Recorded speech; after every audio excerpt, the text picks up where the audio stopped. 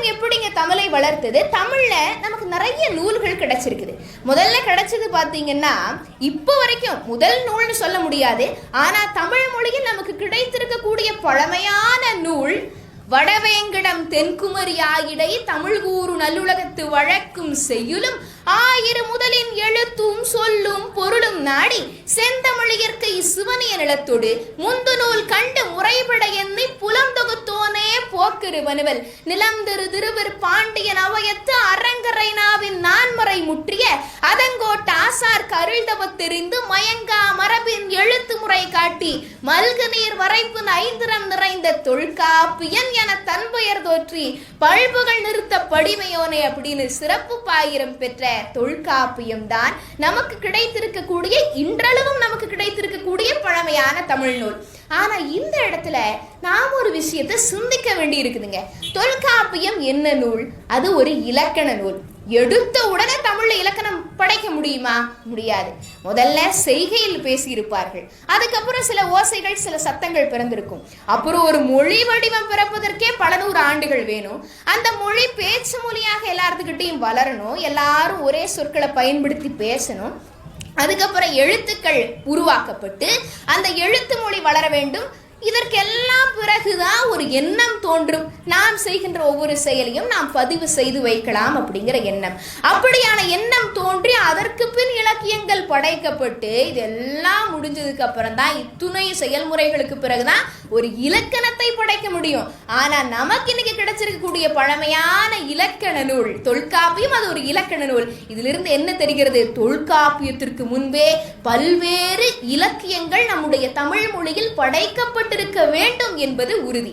தொல்காப்பியர் என்ன சொல்றாருங்க? மாயோன்மேய காடுரை உலகமும் சேயோன்மேய மைவரை உலகமும் வேந்தன்மேய தீம்புணல் உலகமும் வருணன்மேய பெருமணல் உலகமும் முல்லை குறிஞ்சி மருதம் நெய்தலென சொல்லிய முறையார் சொல்லவும் படுமேன்னு தொல்காப்பியர் பதிவு செய்கிறார். நம்முடைய முன்னோர்கள் இயற்கையோடு இயைந்த ஒரு நல்ல வாழ்க்கையினை வாழ்ந்தனர். முதல்ல இங்க இருக்கிற நிலப்பரப்புகளை எல்லாம் பிரிச்சுட்டாங்க. மலையும் மலை சார்ந்த இடமும் குறிஞ்சி, காடும் காடு சார்ந்த இடமும் முல்லைன்னு நிலப்பரப்புகளை எல்லாம் 5 திணைகளாக பிரிச்சுட்டாங்க. இப்படி பிரிச்சதோட மட்டும் இல்லாம அந்த ஒவ்வொரு திணைக்கும் ஒவ்வொருவரை கடவுளாக வைத்து வழிபட்டு இருக்கிறார்கள். தொல்காப்பியரே இதை பதிவு செய்திருக்கிறார். தொல்காப்பியத்துல கந்தழி அப்படிங்கிற ஒரு சொல் இருக்கு. அந்த கந்தழிங்கிற சொல் முருகப்பெருமானை குறிக்கிறது. இதுல இருந்து என்ன தெரிகிறது? தொல்காப்பியர் வாழ்ந்த காலத்திலேயே வழிபாட்டு முறைகள், தமிழ் வழிபாட்டு முறைகள் நம்முடைய சமூகத்தில் சிறப்புற்று விளங்கியது என்பது இதன் வழி நம்மால் தெரிந்து கொள்ள முடிகிறது. தொல்காப்பியத்திற்கு பிறகு நமக்கு கிடைத்த நூல்கள் சங்க இலக்கியங்கள். முச்சங்கம் வைத்து வளர்த்தார்கள் அல்லவா தமிழ் மொழியை. சங்க இலக்கியங்கள் கிடைத்தது. 8 தொகை, நற்றிணை, குறுந்தொகை, ஐங்குறுநூறு, பதிற்றுப்பத்து, பரிபாடல், கலித்தொகை, அகநானூறு, புறநானூறு, இதெல்லாம் 8 தொகை நூல்கள். 8 தொகை நூல்கள், 10 பாட்டு நூல்கள், திருமுருகாற்றுப்படை, புறநூறாற்றுப்படை, சிறுபானாற்றுப்படை, பெரும்பானாற்றுப்படை, முல்லைப்பாட்டு, மதுரை காஞ்சி, நெடுநல்வாடை, குறிஞ்சிப்பாட்டு, மலைபடுகடா, பட்டினப்பாலை, இதெல்லாம் 10 பாட்டு நூல்கள். இந்த 2ஐயும் சேர்த்தா மொத்தம் வரது கூட்டுத்தொகை 18. அதுதான் 14 மேல் கணக்கு நூல்கள். இந்த 14 மேல் கணக்கு நூல்களை அகம் புறம்னு 2ஆ பிரிச்சாங்க. அக வாழ்க்கையை பத்தி பாடுற பாடல்கள் அகம், புறம் அதாவது ஒரு அரசர் அவர் எப்படி போர் செஞ்சார், ஆட்சி செஞ்சார், இதை பத்தி எல்லாம் வர பாடல்கள் புறப்பாடல்கள்னு 2ஆ பிரிச்சு வச்சுட்டாங்க. அதற்கடுத்து 14 கீழ்கணக்கு நூல்கள். இவை சங்கம் மருவிய காலத்தில் தோன்றிய நூல்கள். இந்த 14 கீழ்கணக்கு நூல்கள் திருக்குறள், நான்மணிக்கடிகை, இன்னா 40, இனியவை 40, களவழி 40, திரிகடுகம், ஆசாரக்கோவை, பழமொழி 400, சிறுபஞ்ச மூலம், முதுமொழி காஞ்சி, ஏலாதி, கார் 40, ஐந்தனை 50, திணைமொழி 50, ஐந்தனை 70, திணைமாலை 150, கைநிலை 4 அடியார். இதெல்லாம் 14 கீழ்கணக்கு நூல்கள். இந்த நூல்களை எப்படி பிரிச்சாங்க? இதுதான் நீதி இலக்கியங்களாச்சே. ஒரு மனிதன் எப்படி இருக்கணும் அப்படிங்கறத சொல்லக்கூடிய நூல்கள்.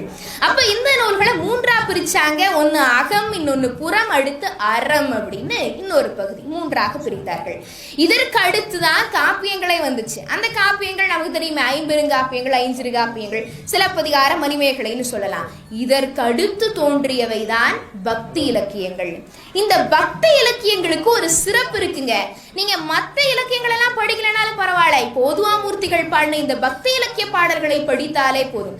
ஏன்னா பக்தி இலக்கியங்கள், சங்க இலக்கியங்கள், நீதி இலக்கியங்கள், காப்பியங்கள், இந்த 3ம் சேர்ந்த கலவைதான் பக்தி இலக்கியங்கள். இவை சங்க இலக்கியத்திலிருந்து தன்னுணர்வு உணர்வை எடுத்துக்கொண்டது. நீதி இலக்கியங்களில் இருந்து அறக்கருத்துக்களை எடுத்துக்கொண்டது. காப்பியங்களில் இருந்து அனுபவங்களை எடுத்துக்கொண்டது.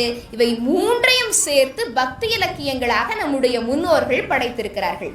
பக்தி இலக்கியத்திற்கு இன்னொரு சிறப்பு இருக்குங்க.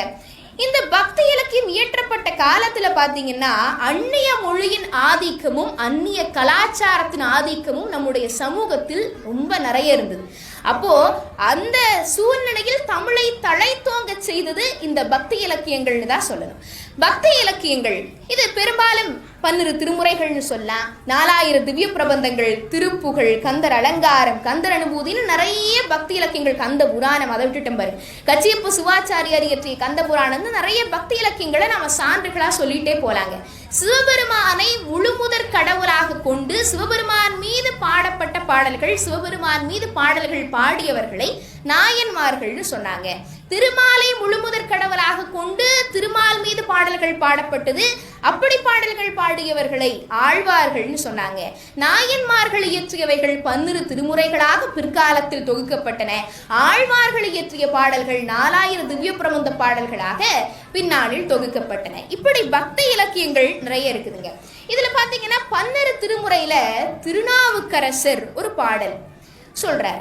சலம் பூவோடு தூபம் மறந்தறியேன், தமிழோடு இசை பாடல் மறந்தறியேன், நலம் தீங்கிலும் உண்மை மறந்தறியேன், உண்ணாமும் என்னாவில் மறந்தறியேன்னு திருநாவுக்கரசர் பாடுறாருங்க. என்ன சொல்றாரு? சலம், இந்த நீர், மலர், தீபதூப ஆராதனை இதெல்லாம் கொண்டு உன்னை வழிபாடு செய்வதையும் நான் என்னைக்கும் மறக்க மாட்டேன். அதே நேரத்தில் இன்னொரு தலையாய கடமை இருக்குது. என்னது? தமிழால் உன்னுடைய இசைப்பாடல்களை பாட வேண்டும். அந்த கடமையும் நான் மறக்க மாட்டேன். எனக்கு வருகின்ற நன்மைகள், தீமைகள், இது எது வந்தாலும் எந்த சூழ்நிலையிலையும் உன்னை மறக்க மாட்டேன். உன்னாமம் என்னாவில் மறந்தறியேன், உன்னுடைய நாமத்தை, உன்னுடைய திருப்பெயரை தினமும் சொல்லிக் கொண்டிருப்பதை நான் என்னாலும் மறக்க மாட்டேன்னு திருநாவுக்கரசர் பாடுறாருங்க. நம்முடைய அருளாளர்கள் யாருமே மொழி வேற பக்தி வேறன்னு பார்க்கவே கிடையாது. சரியா சொல்லணும்னா ஒரு மொழியை கடவுளாக பார்க்கின்ற சிறப்பும் கடவுளை மொழியின் வடிவமாக பார்க்கின்ற சிறப்பும் நம்முடைய திருநெறிய தெய்வ தமிழ் மொழியை தவிர வேறு எம்மொழியிலும் இல்லை என்று சொன்னால் அது மிகையாகாது. தமிழ் இது அமிழ்து. அமிழ்துன்னா சாகா மருந்துன்னு பொருள். நீங்க எல்லாரும் முயற்சி பண்ணி பாருங்களேன். அமிழ்து அமிழ்து அமிழ்துன்னு வேகமா சொல்லிக்கிட்டே இருந்தா தமிழ் தமிழ் தமிழ்னு வரும். அப்படி இந்த பக்தியால் தமிழ் மொழியை நம்முடைய முன்னோர்கள் வளர்த்தனர். அதே போல தமிழ் மொழியை கொண்டு பக்தியை பரப்பினர். இப்படி தமிழையும் பக்தியையும் இணைத்தே பார்த்தனர். நாம் என்ன பண்றோம்? ஒரு அர்ச்சனை சீட்டு வாங்குறோம். அர்ச்சனை சீட்டு வாங்கின உடனே தேங்காய், பழம், கற்பூரம், பூ எல்லாத்தையும் வாங்கி கொண்டு போய் கோயிலில் அர்ச்சகர்கிட்ட கொடுத்து அர்ச்சனை பண்ணிருங்கன்னு வீட்டில் இருக்கிற எல்லாத்தோட பேரையும் சொல்லி முடிச்சா வழிபாடு முடிஞ்சுது அப்படின்னு கிளம்பி வந்துடுறோம். ஆனா இது மட்டுமே வழிபாடு கிடையாதுங்க. உண்மையான வழிபாடு என்ன? இறைவன் நமக்கு அருட்கொடையாக வழங்கி இந்த நாக்கினை கொண்டு, நாவை கொண்டு அவனுடைய பெருமைகளை நாம் பாட வேண்டும். அப்படி பாடலைனாலும் பாடிக்கொண்டிருக்கின்ற ஓதுவா மூர்த்திகளின் அந்த மொழிகளையாவது நாம் கேட்க வேண்டும். இதுதான் உண்மையான வழிபாடு.